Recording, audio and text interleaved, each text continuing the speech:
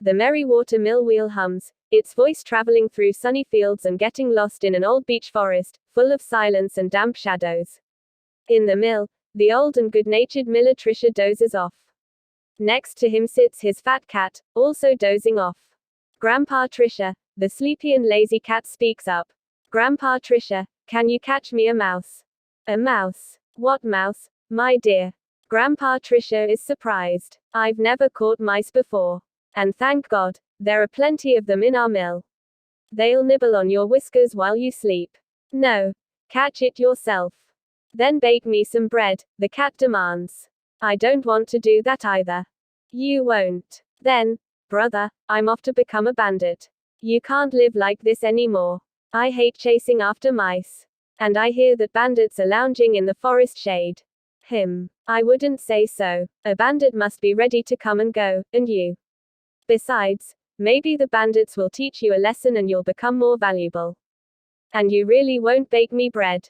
No. Why should I always feed a lazybones? Go and catch your own food. All right, Grandpa Trisho. Goodbye. Forgive me for the salt and bread we ate together. I'm off to the green forest. And don't miss me too much. The cat goes to the door, and the old man, left alone, scratches his flowery hair and bows his head. The cat crosses the narrow bridge over the stream, slips through the rustling ripe corn and heads towards the deserted and dusky beech grove. Look, who's this bandit? A blackbird is surprised and quickly flies away from under the green canopy. Oh ho, you can tell who's a real bandit from the first step. The cat is pleased and arrogantly raises its whiskers. I'm going to look for a bandit group, maybe they need a leader. In the grove of stones, full of burrows, a cat bumped into a fat, striped badger. The badger was lounging in front of the entrance to his den, sunbathing and, most likely, plotting some mischief. Good day, colorful forest dweller, do you happen to know where the outlaws are? I would like to join their company, said the cat. Outlaws? Well, where else would outlaws be if not here? Exclaimed the joyful badger. You came to the right place.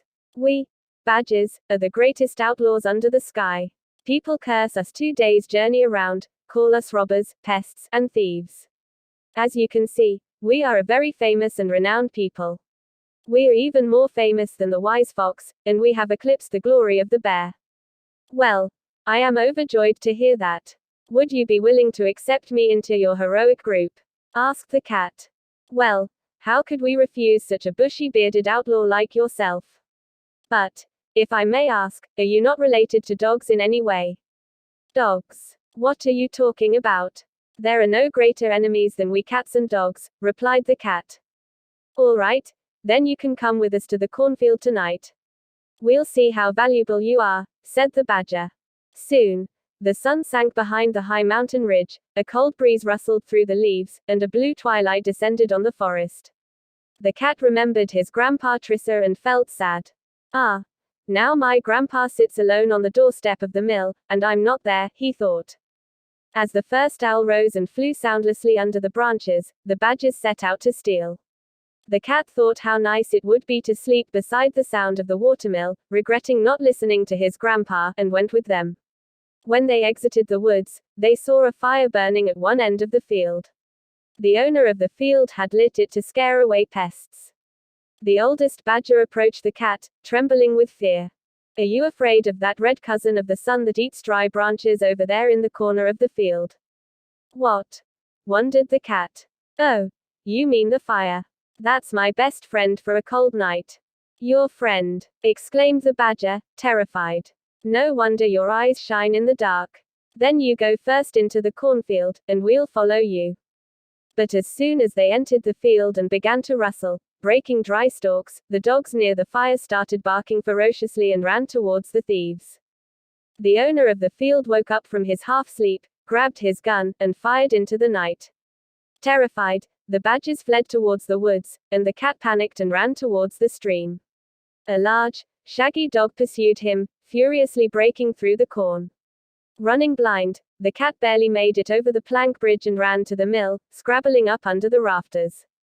Who's there? Shouted Grandpa Trisho from inside. It's me, your cat. Please, let me in. I won't even think of becoming an outlaw anymore. I'll catch all the mice. Oh no, here come the dogs. Open up, dear Grandpa, pleaded the cat. Relenting, Grandpa Trisho opened the door, chased the dog away, and let the cat inside. And the cat truly kept his word. Just ask the mice who live around.